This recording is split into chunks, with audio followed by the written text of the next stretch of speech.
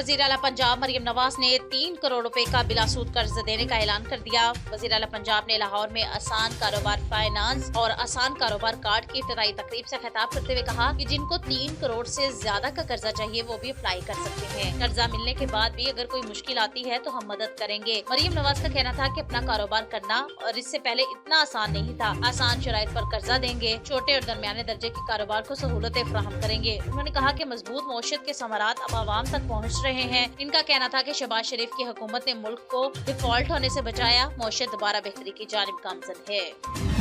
वज़ीर आज़म शहबाज शरीफ ने prime minister youth programme के तहत कर्ज की रकम 5 लाख से बढ़ाकर 15 लाख रुपए करने की हिदायत कर दी। वज़ीर आज़म के ज़ेर सदारत छोटे और दरमियाने दर्जे के कारोबार के अमूर पर जायजा इजलास में मुतालिका हुक्काम ने वज़ीर आज़म को ब्रीफिंग दी। शहबाज शरीफ ने हुक्काम को हिदायत की कि छोटे और दरमियाने दर्जे के कारोबार को सहूलियत देने के लिए तफसीली सर्वे जल्द मुकम्मल और यूथ प्रोग्राम के तहत कर्ज की रकम 5 लाख से बढ़ाकर 15 लाख की जाए। शहबाज शरीफ ने कहा कि सहूलियात को बैनुल अक़वामी तकाज़ों से हम आहंग करने के लिए तरक्की याफ्ता ममालिक का मॉडल अपनाया जाए। छोटे पैमाने के कारोबार में खवातीन इंटरप्रेन्योर्स के लिए खुसूसी पैकेज तश्कील देकर इसे जल्द पेश किया जाए। वज़ीर आला खैबर पख्तूनख्वा अली अमीन गंडापुर ने आर्मी चीफ से बैरिस्टर गोहर की मुलाकात की तस्दीक कर दी।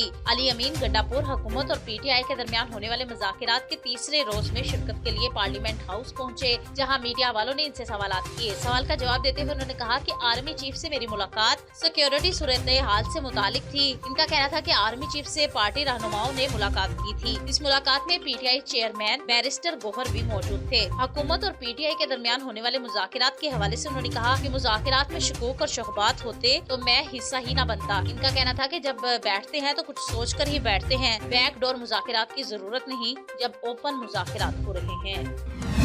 जिला कुरम के लिए टल कैंट से जाने वाली इमदादी काफिला रॉकेट हमले के बाद वापस रवाना हो गया। पुलिस के मुताबिक कुरम के इलाके बगन जाने वाले काफिले पर रॉकेट हमला किया गया, जिससे एक गाड़ी को नुकसान पहुंचा। ताहम वाकई में किसी जानी नुकसान की तला नहीं। काफिले में शामिल गाड़ियां वापस टल रवाना हुई। सिक्योरिटी फोर्सेज ने इलाके को घेरे में ले लिया। इससे कबल तीसरे काफिले के पहले मरहले में 35 माल बरदार गाड़ियां रवाना की गयी, जिनमें अद्वियात, सब्जियां, फल और खाने पीने की दीगर चीजें शामिल थी। इस काफिले की सिक्योरिटी के लिए पुलिस, FC और सिक्योरिटी फोर्सेस की भारी नफरी तायुनात थी। दूसरी जानिब कुरम से मरीजों की मुंतकिली के लिए हेलीकॉप्टर सर्विस 10 रोज से बंद है, जिसकी वजह से मरीजों को शदीद मुश्किलात का सामना है।